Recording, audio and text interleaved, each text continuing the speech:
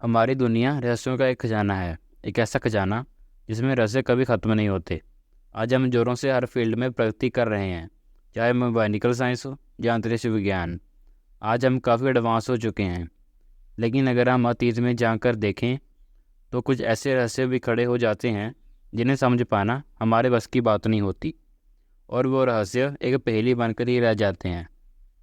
इस वीडियो में हम जानेंगे कि ऐसी रहस्यमय किताब के बारे में जिसे कोई भी जिंदा इंसान नहीं पढ़ सकता। यह किताब प्याज की तरह है। जैसे प्याज की एक परत उठाने पर दूसरी परत सामने आ जाती है, उसी तरह इस किताब का एक रहस्य से पर्दा उठाने पर एक नया रहस्य सामने आ जाता है। 20वीं शताब्दी में विल्फ्रेड वॉनिच नाम का एक अमेरिकन बुक डीलर था। इसको अलग अलग तरह की बुक्स का कलेक्शन करना बहुत ही ज़्यादा पसंद था। उसने 1912 में एक किताब खरीदी। उस किताब की खास बात ये थी कि उस किताब में क्या लिखा था किसको नहीं पता। ये वो कौन सी भाषा में लिखी गई थी कोई नहीं जानता। यहाँ तक कि उस किताब का क्या नाम था और वह किस ऑथर ने लिखी थी ये भी कोई नहीं जानता। जब विल्फ्रेड वॉनिच ने इस किताब को खरीदा, तब से इस किताब को वॉनिच मैन्युस्क्रिप्ट के नाम से जाना जाने लगा। और विल्फ्रेड वॉनिच की ज़िंदगी का मकसद था कि उस किताब में क्या लिखा था और वो किताब किसके बारे में है, उस रहस्य से पर्दा उठाना। टाइम गुजरता रहा और वॉनिच इस किताब को डिकोड करते रहे, और एक समय आया जब विल्फ्रेड वॉनिच की मौत हो गई। वॉनिच ने अपनी पूरी ज़िंदगी इस किताब को समझने में लगा दी, लेकिन वो इस किताब का रहस्यों के समझना तो बहुत दूर की बात, करीब भी नहीं आ सके। वॉनिच की मौत के बाद इस किताब को येल की लाइब्रेरी में डोनेट कर दिया गया।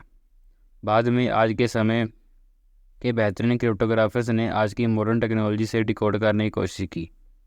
आपको बता दें, क्रिप्टोग्राफी एक तरह का मेथड होता है जिसमें किसी खुफिया जानकारी को कोड्स और सिंबल्स के द्वारा इनक्रिप्ट किया जाता है।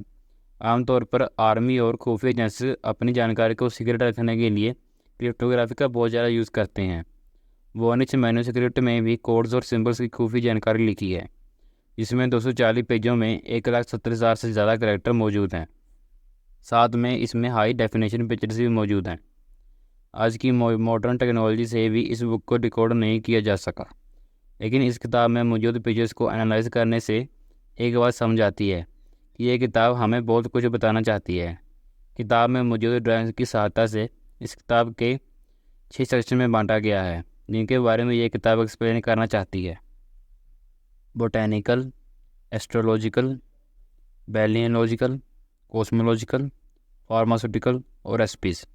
कुछ ड्राइंग तो इनमें ऐसी हैं कि जिन्हें देखकर लगता है कि ये रियलिटी से इंस्पायर्ड होकर बनाई गई हैं, जैसे कि ये प्लांट्स जो हमारे रियल लाइफ में भी एग्जिस्ट करते हैं।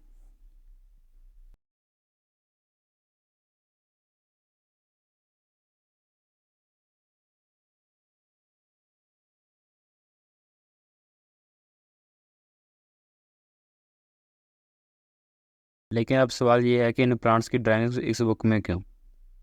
क्या इन पौधों से मेडिसिन बनाने का राज इसमें छुपा है, जिसका कोई और कारण है?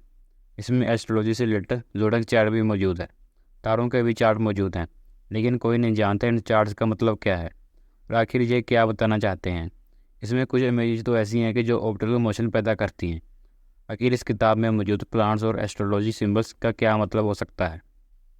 इसमें कुछ ज़्यादा ड्राइंग्स ऐसी भी हैं जिनमें महिलाएं हरे पानी में नहा रही हैं। क्या सब वो नेचुरल ब्यूटी को पाने के लिए कर रही हैं, या फिर बढ़ती हुई उम्र में जवान दिखने के लिए ऐसा कर रही हैं? इसमें कुछ ड्राइंग तो ऐसी हैं कि जो बताती हैं कि जड़ी बूटियों को कैसे काटा जाना चाहिए। क्या जिसने भी ये किताब लिखी है वो मेडिकल जीनियस था जो अपनी मेडिकल खोजों को सीक्रेट रखना चाहता था? वैसे तो इस किताब पर किसी भी ऑथर के बारे में नहीं लिखा कि वो किसने लिखी है, लेकिन एक बार विल्फ्रेड वॉनिच ने इस किताब के ऑथर के बारे में कुछ ऑब्जर्व किया। जब वो इस किताब को डिकोड करने में लगे हुए थे, तब उन्होंने इस किताब के फ्रंट पेज पर कुछ लिखा हुआ देखा, जो अचानक भी गायब हो गया। जब विल्फ्रेड वॉनिच ने अल्ट्रा वायलेट रेज उस पर मारी तो एक विजिबल हो गई, जिस पर जेकोबस सिनापियस लिखा हुआ था। जेकोबस सिनापियस 13वीं सदी के किंग रुडोल्फ सेकंड का पर्सनल डॉक्टर था। जेकोबस जड़ी बूटियों का एक्सपर्ट था और वो नई औषधियाँ बनाने में माहिर था। मगर सवाल ये है कि अगर जेकोबस सिनापियस ने यह किताब लिखी थी, वो अपने दवा बनाने के तरीके को सीक्रेट क्यों रखना चाहता था? और क्या जेकोबस ने ही इस मिस्टीरियस किताब को लिखा था? जेकोबस ने इस किताब को 17वीं सदी में लिखा था, जिसमें अल्केमी यानी दवा बनाने के विज्ञान के बारे में लिखा था।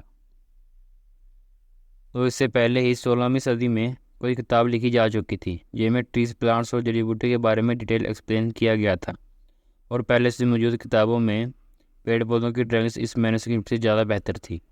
वोनिच मैन्युस्क्रिप्ट में मौजूद ड्राइंग्स जेकोबस के सामने में मौजूद किताबों की ड्राइंग से पुरानी लग रही थी। मतलब इस किताब को जेकोबस ने नहीं, उससे पहले ही कोई इस किताब को लिख चुका था, लेकिन कौन? हालांकि जेकोबस का नाम पहले ही पेज पर मिला जरूर था। इससे साफ होता है कि यह किताब किसी समय में जेकोबस के पास भी जरूर रही होगी। अब ये तो क्लियर था कि यह किताब जेकोबस के समय से पहले लिखी जा चुकी थी, लेकिन कब? इस किताब के साथ में एक लेटर मिला जो कि 1665 में Bohemian doctor Jonas Marcus Marci ने अपने रूम में रहने वाले दोस्त एथनिस क्रेचर के लिए लिखा।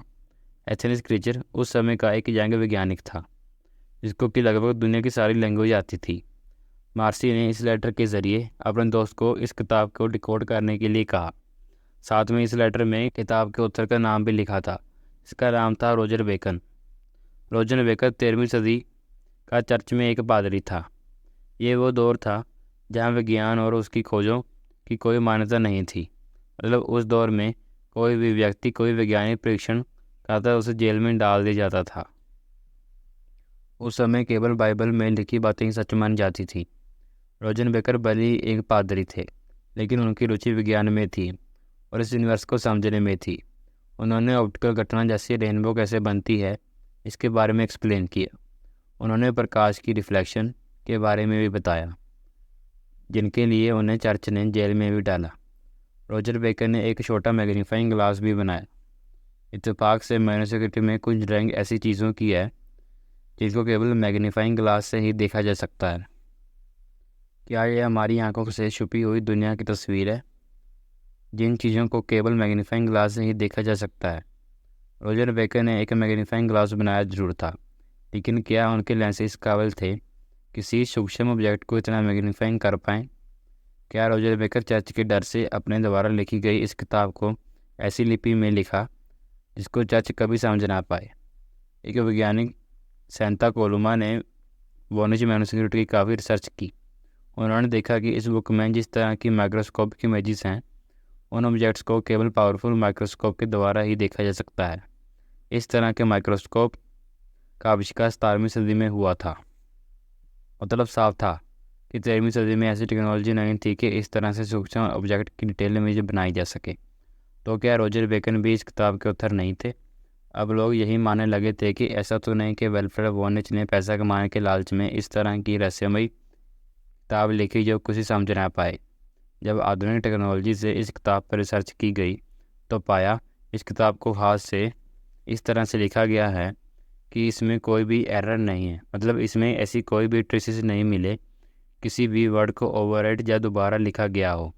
साथ ही इंक क्वालिटी चेक की गई तो पाया कि बुक जिस तरह की इंक से लिखी गई है उस तरह की इंक का उपयोग 15वीं या 16वीं सदी में किया जाता था और इसके पन्ने जानवरों की चमड़ी से बने हुए थे, क्योंकि लियोनार्डो दा विंची रहस्यमय पेंटिंग्स बनाने के लिए जाने जाते हैं, जिनमें से मोनालिसा पेंटिंग्स उनकी सबसे रहस्यमय पेंटिंग्स रही है।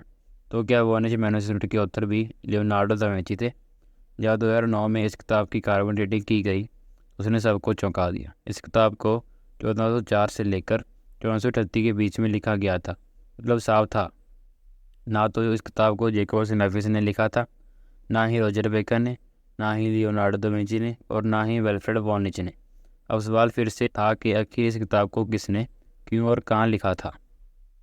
हालांकि इस किताब में एक छोटी सी कड़ी जरूर मिली है। इस किताब में एक ऐसी ड्राइंग मिली है जो रियलिस्टिक लगती है, जिसमें टावर दीवार मौजूद है। इस तरह की बिल्डिंग सबसे पहले नॉर्थ इटली में मौजूद थी, जिससे ये पता लगता है कि इस किताब को 420 में नॉर्थ इटली में लिखा गया था। क्रिप्टोग्राफर आज भी इस किताब को डिकोड करने में लगे हुए हैं, लेकिन अब तक कोई भी इस किताब को डिकोड और सिंबल को समझ नहीं पाया है। यह किताब खुद में एक बहुत ही बड़ा रहस्य है।